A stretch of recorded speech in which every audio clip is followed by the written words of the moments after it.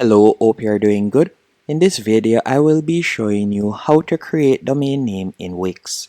Once on your Wix website, after you're finished editing it, if you should tap on publish in the top right hand corner, you will be presented with a free domain name. So my free domain name is the name that you can see right here. Now, if you would like to edit this domain name, all you'll need to do is go over to the top left hand corner and you're going to tap on site. Then from there, you're going to select My Dashboard. After selecting My Dashboard, you'll be redirected to this page. Once on this page, all you'll need to do now is go over to the left-hand menu option and you're going to tap on Settings. After selecting Settings, you're going to tap on Website Settings. Once you have selected Website Setting, you'll be able to edit the site URL. So you'll be able to edit the domain name. So for example, let's say I would like to change it from blog123 to test12, as you can see right here, or I can change it to anything. So let's say I like to change it to test45. I'll just do that, then I'll tap on save. After you have tapped on save, you will see that the changes have now been saved. And you can further edit your domain name.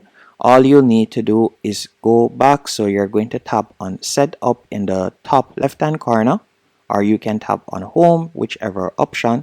Once you have done that, you're going to tap on your profile icon in the top right hand corner. Then you're going to tap on account settings. After selecting account settings, you'll be redirected to this page, and from here you'll be prompted to create a password. So you can quickly create a password, as you can see right here. After you have created your password, you can scroll down and from there you will be able to further edit the site URL prefix. So you can tap on the pencil icon and from here you could make any changes you want.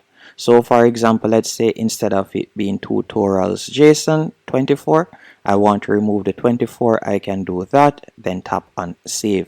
And you can see the changes have now been saved.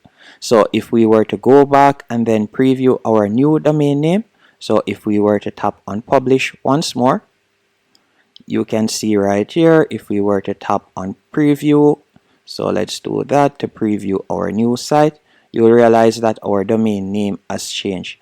And that's it. Hope you found this tutorial helpful and informative. If you did, be sure to hit the like button and subscribe.